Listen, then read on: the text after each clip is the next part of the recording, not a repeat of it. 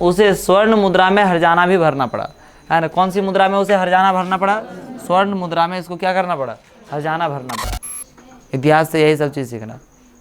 और घर में झाँ झूँ चकरी पटूरी लग रहे थे भैं भाँ एकदम नहीं, एक से लड़ाई ओकर से लड़ाई। बोले सुबह बोला था, प्रवचन बोला था तो लोग नहीं बोला, आप ही लोग क्लास में बोल रहा था ना। और डबल ड्यूटी, ओवर ड्यूटी ऐसे करके सुने है ना। कोई उन्हें 12 घंटा 16 घंटा क्या कर रहा है।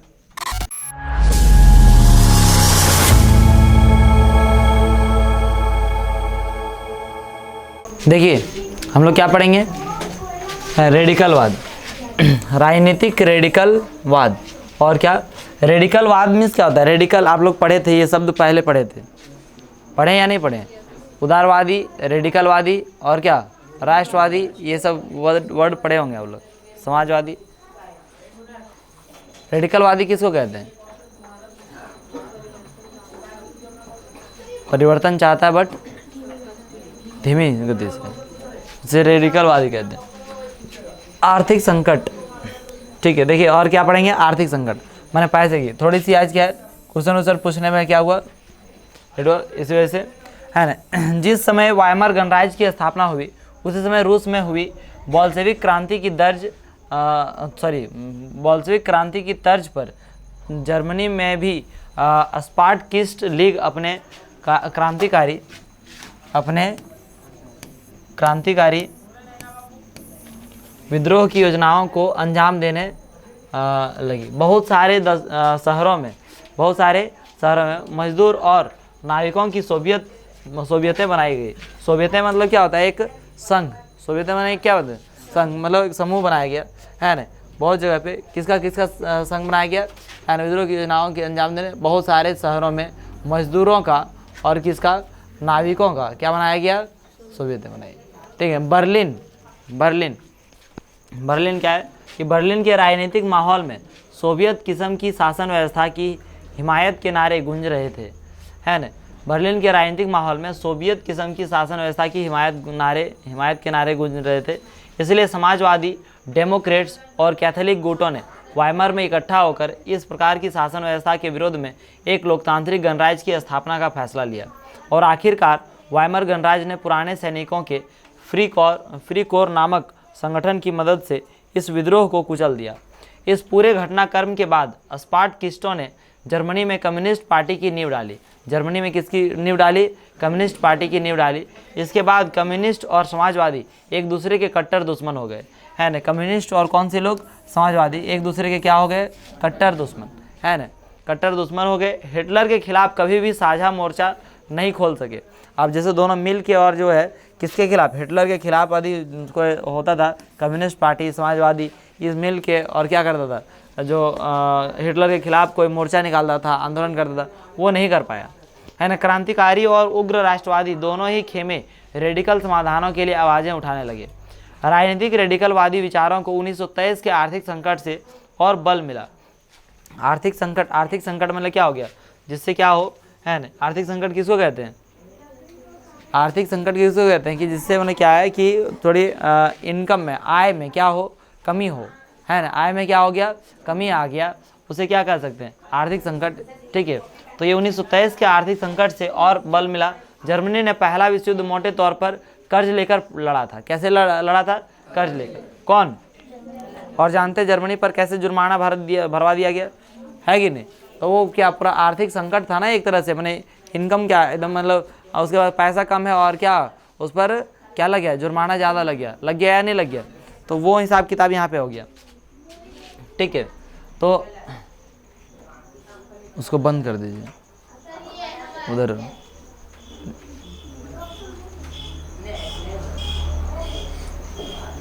जर्मनी ने पहला विश्व युद्ध मोटे तौर पर कैसे कर्ज लेकर लड़ा था और युद्ध के बाद तो उसे स्वर्ण मुद्रा में हर्जाना भी भरना पड़ा, है ना। कौन सी मुद्रा में उसे हर्जाना भरना पड़ा?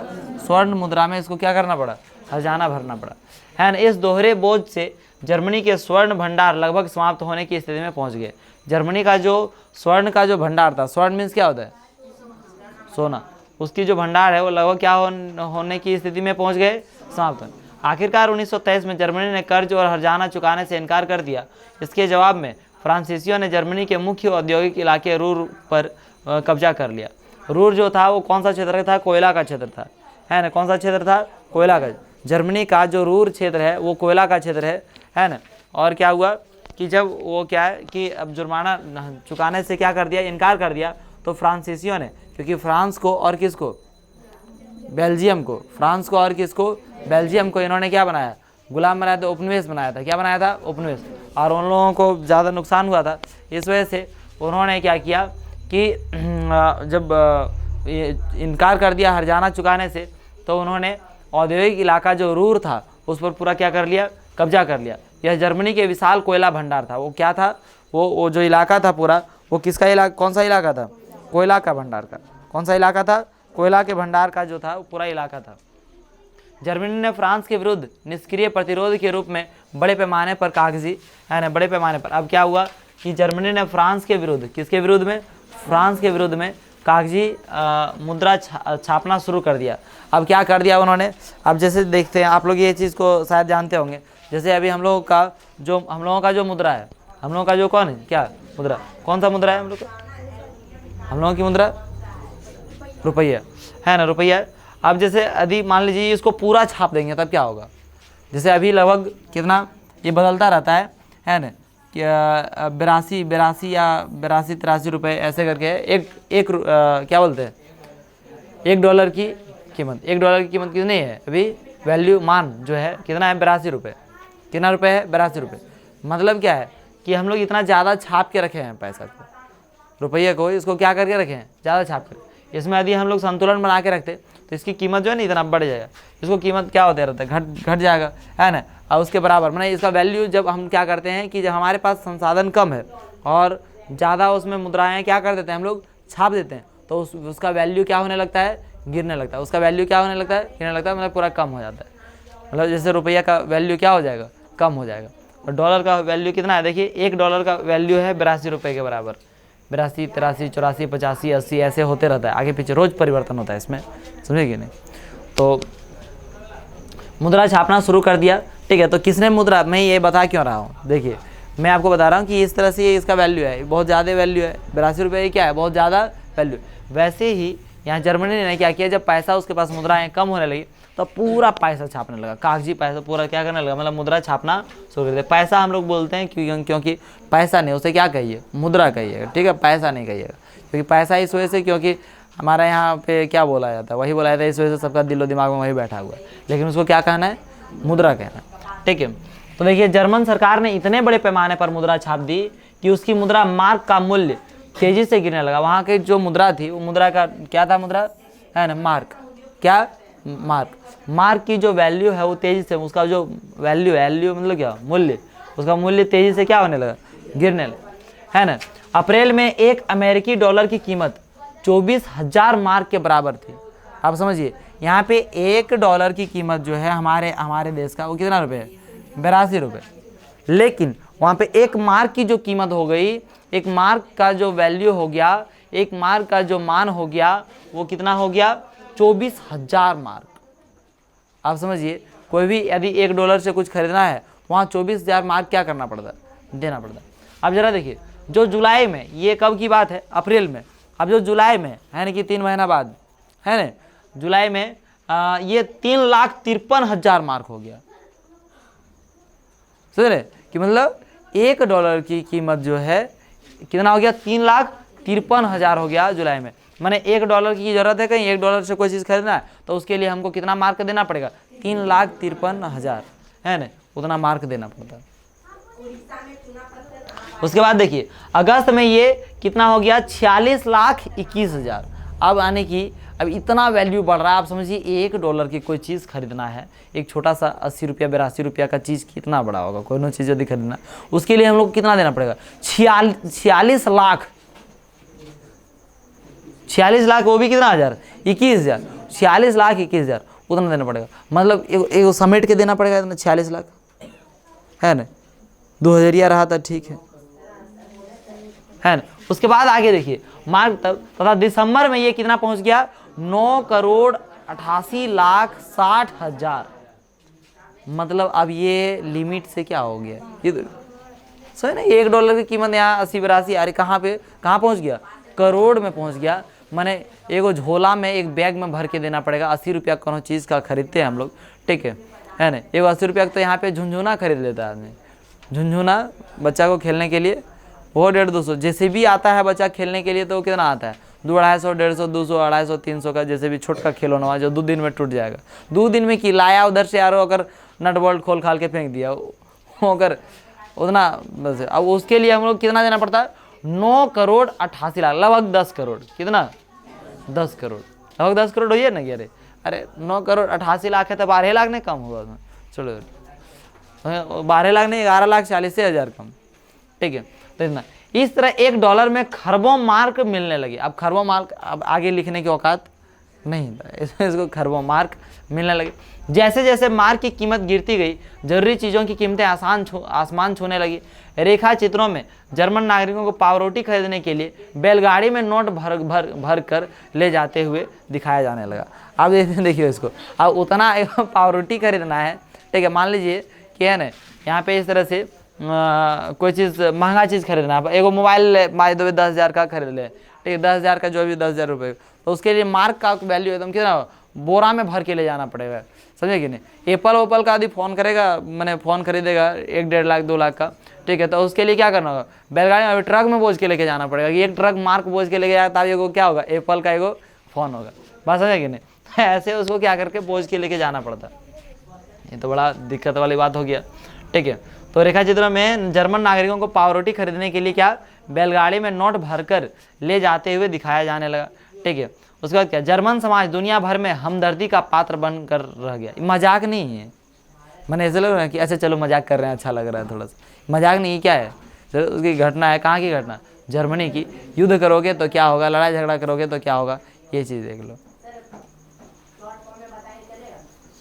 इतिहास से यही सब चीज़ सीखना। और घर में झाँ झूँ चकरी पटूरी लग रहा था, भैं भाँ एकदम नहीं, एक से लड़ाई ओकर से लड़ाई। बोले सुबह बोला था, प्रवचन बोला था, तो लोग नहीं बोला, आप ही लोगों के क्लास में बोल रहा था ना कल, हाँ याद नहीं यार है।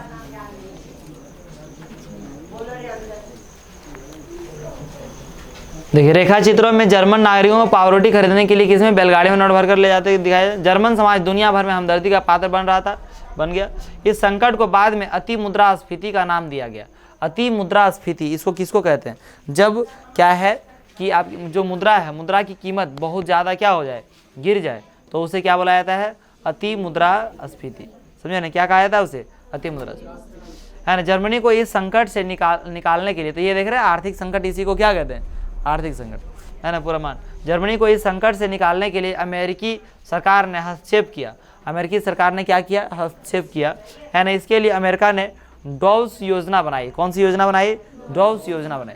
क्यों डॉव्स योजना बनाई, है ना, इसको संकट से बाहर निकालने के लिए। इस योजना में था क्या, इस योजना में जर्मनी के आर्थिक संकट को दूर करने के लिए हर्जाने की शर्तों को दोबारा तय किया गया, है ना। फिर से बोला कि देखो भाई इसको तो बहुत ज़्यादा लग गया, तो फिर से उस अमेरिका जो है ना, उसमें बैठक किया, है ना। उस योजना को क्या कहा गया, डॉव्स योजना कहा गया। और उसके लिए वो हर्जाना था, उसकी शर्तों को दोबारा तय करने के लिए, फिर से तय करने के लिए, और ये डॉव्स योजना लगाया गया। किसने करवाया, ये अमेरिका ने करवाया, है ना। क्यों करवाया, उसकी स्थिति दिनचर्या देख के, आप है ना, खरबों खरबों रुपए, मैंने खरबों खरबों मार्क लेके जाएगा, तब जाके एक छोटी से छोटी चीज़ खरीदेगा, तब तो हो गया। चड्डी खरीदने के लिए आदमी के लेके जाना पड़ेगा बहुत पैसे।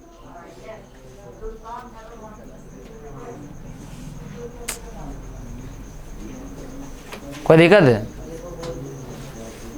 टकला भाई, पढ़ाई लिखाई नहीं करेंगे आप लोग, जीवन में क्या चाहते हैं, आर्मी बनना चाहते, आर्मी बनना चाहते तो उसमें पढ़ना भी पड़ेगा, नहीं है, देश की भक्ति के लिए तो सैल्यूट है, लेकिन फिर भी क्या है, थोड़ी मेहनत तो करनी पड़ेगी।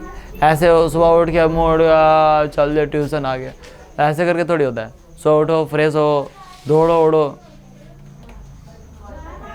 आर्मी बनेंगे, बनने का तो बन जाएंगे, कोई दिक्कत थोड़ी है, मेहनत ना करना पड़ेगा जी,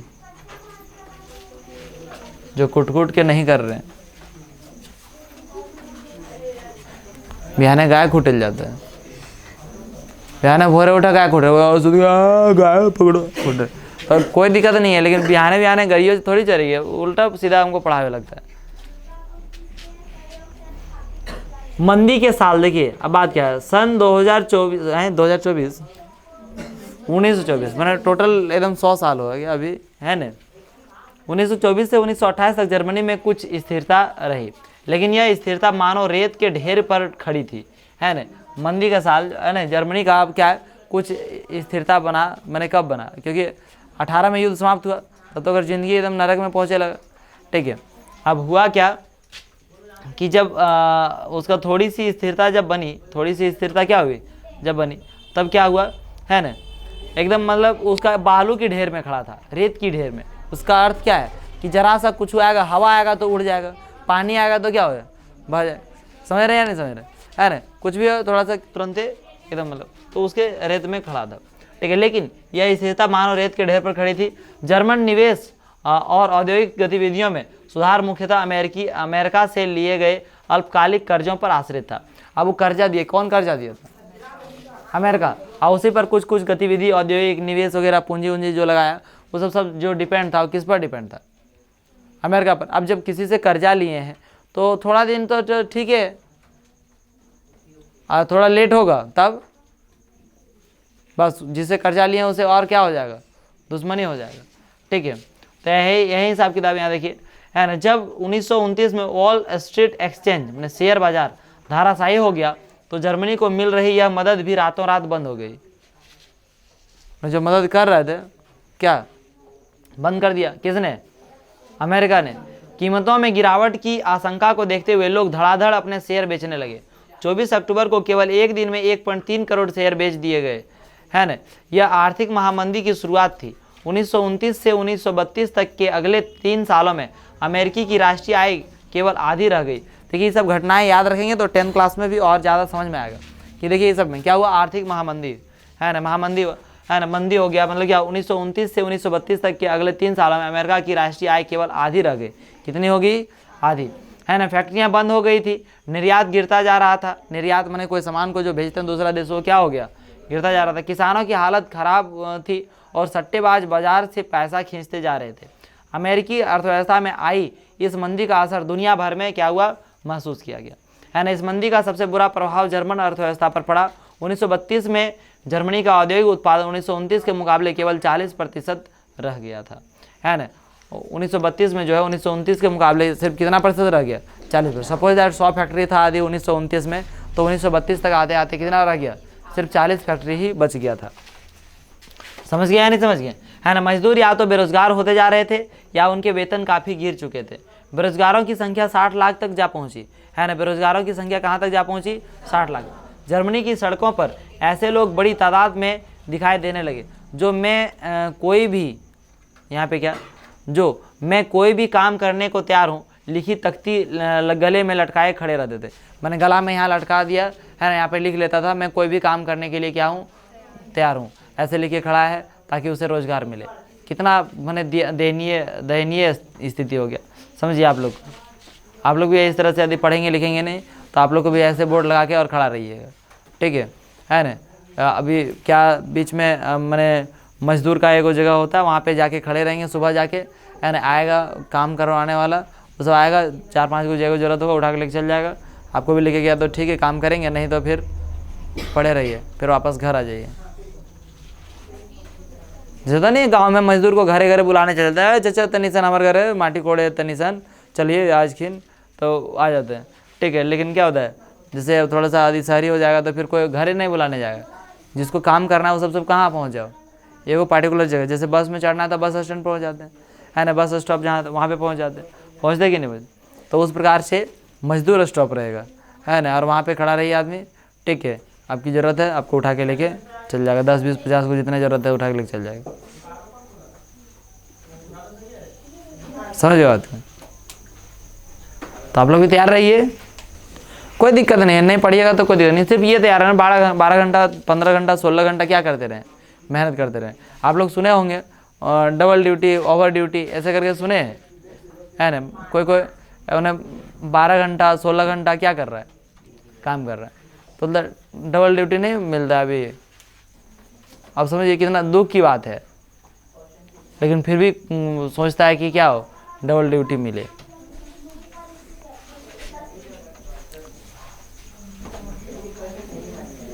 मत मेहनत कीजिए, वही ना बोलता हूँ कि 2-4 साल 8 साल यदि मेहनत नहीं करके पूरा जीवन भर पूरा मेहनत करेंगे आप लोग।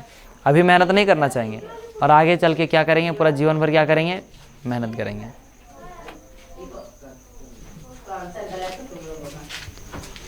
ठीक है, देखिए छोड़िए, जो होता है अच्छे के लिए होता है। मजदूर या तो बेरोजगार होते जा रहे थे या उनके वेतन काफ़ी क्या हो गए थे, गिर गए थे। वो क्या क्या लटका के हो गए थे खड़ा कि मैं कोई भी काम करने को क्या हूँ, तैयार हूँ, है ना। बेरोजगार नौजवान या तो ताश खेलते पाए जाते थे, नुकड़ों पर झुंड लगाए रहते थे।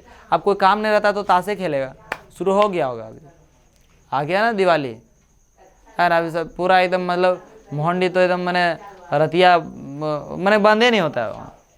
अब प्लस में पिपरा के छतर इधर सब धुंधले रहता है। यहाँ तो सदैव रहता है मंदिरों के पास, 12 मास 30 काल 24/7 सुविधा उपलब्ध है। जुआ खेलिए और सब आता, पुलिस भी आई तो पैसा लेके चल दी, क्या करेगी, बढ़िया काम कर दी। नुकड़ों पर झुंड लगाए रहते थे और गपिया रहा होकर घर के चुगली कर रहा होकर, ऐसे क्या कर रहा है, फालतू बेरोजगार हो गया। तो फिर रोजगार दफ्तरों के बाहर लंबी लंबी कतार में खड़े पाए जाते थे। जैसे जैसे रोजगार खत्म हो रहे थे, युवा वर्ग आपराधिक गतिविधियों में, यानी युवा वर्ग आपराधिक गतिविधियों में लिप्त होता जा रहा था। चारों तरफ गहरी हताशा का माहौल था, है ना। चारों तरफ क्या था, गहरी हताशा का क्या हो गया था, माहौल छा गया था। ठीक है, चलिए इसको ख़त्म कर ही देता हूँ, है ना। आर्थिक संकट ने लोगों में गहरी बेचैनी और डर पैदा कर दिया था। जैसे जैसे मुद्रा का अवमूल्यन होता जा रहा था, मध्य वर्ग, खासतौर से वेतनभोगी कर्मचारी और पेंशनधारी की बचत भी सिकुड़ती जा रही थी। कारोबार ठप हो जाने से छोटे मोटे व्यवसायी, स्वरोजगार में लगे लोग और खुदरा व्यापारियों की हालत भी खराब होती जा रही थी। समाज के इन तबकों को सर्वहाराकरण का भय सता रहा था। उन्हें डर था कि अगर यही ठर्रा रहा तो वे भी एक दिन मजदूर बनकर रह जाएंगे। माने जो कर्मचारी वगैरह था वो सबको भी क्या डर लग रहा था कि यही यदि स्थिति रहा तो हम लोगों का भी एक दिन क्या हो जाएगा, मजदूर बनने में नौबत आ जाएगी, है ना। हो सकता है कि उनके पास कोई रोजगार ही ना रह जाए। अब सिर्फ संगठित मजदूर ही थे जिनकी हिम्मत टूटी नहीं थी, है ना। बोले कि जो संगठित मजदूर थे उन्हीं का हिम्मत नहीं टूटा था, बाकी सबका हिम्मत टूट गया था। लेकिन बेरोजगारों की बढ़ती फौज उनकी मोल भाव क्षमता को भी चोट पहुंचा रही थी। बड़े व्यवसाय संकट में थे। किसानों का एक बहुत बड़ा वर्ग कृषि उत्पादों की कीमतों में बेहिसाब गिरावट की वजह से परेशान था, है ना। किसानों का बहुत बड़ा एक वर्ग जो है, समूह है, वो क्या था कि बेहिसाब जो कीमत की में क्या हो रही थी, गिरावट हो रही थी, उससे परेशान हो रहा है। कीमत जब मिलेगा ही नहीं तो फिर क्या कमाएगा। युवाओं को अपना भविष्य अंधकारमय दिखाई दे रहा था। अपने बच्चों का पेट भर पाने में असफल औरतों के दिल भी डूब रहे थे, है ना। राजनीतिक स्तर पर वाइमर गणराज्य एक नाजुक दौर से गुजर रहा था। वाइमर गणराज्य जो है क्या हो गया, नाजुक दौर से पूरा क्या कर रहा था, गुजर रहा था। ठीक है, तो ये स्थिति यानी कि एक तरह से एकदम बहुत ज़्यादा दयनीय हो रही थी। ठीक है, और क्या वाइमर संविधान में कुछ ऐसी कमियां थी जिनकी वजह से गणराज्य कभी भी अस्थिरता और तानाशाही का शिकार बन सकता था। इनमें से एक कमी अनुपातिक प्रतिनिधित्व से संबंधित थी। इस प्रावधान की वजह से किसी एक पार्टी को बहुमत मिलना लगभग नामुमकिन बन गया था। एक पार्टी को क्या बोल रहे हैं, बहुमत मिलना क्या हो गया था, लगभग नामुमकिन बन। हर बार गठबंधन सरकार सत्ता में आ रही थी, हर बार गठबंधन सरकार क्या आ रही थी, सत्ता में आ रही थी। दूसरी समस्या अनुच्छेद 48 की वजह से थी, जिसमें राष्ट्रपति को आपातकाल लागू करने, नागरिक अधिकार रद्द करने और अध्यादेशों के जरिए शासन चलाने का अधिकार दिया गया था।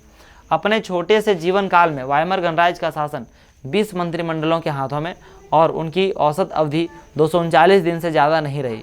इस दौरान अनुच्छेद 48 का भी जमकर इस्तेमाल किया गया, पर इस सारे नुस्खों के बावजूद संकट दूर नहीं हो पाया। लोकतांत्रिक संसदीय व्यवस्था में लोगों का विश्वास खत्म होने लगा, क्योंकि वह उनके लिए कोई समाधान नहीं खोज पा रही थी, उनके लिए कोई संविधान नहीं खोज पा रही थी। तो संविधान जो नियम जो अनुच्छेद था उससे भी क्या होने लगा, उनका विश्वास उठने लगा। ठीक है, चलिए आज की क्लास यहीं पे रखता हूँ। अगले क्लास में हम लोग देखेंगे, अगले क्लास में हम लोग जो पढ़ेंगे वो क्या पढ़ेंगे, हिटलर का उदय। किसका उदय पढ़ेंगे, हिटलर का उदय। ठीक है, तो ये हिटलर का उदय अगले क्लास में पढ़ेंगे।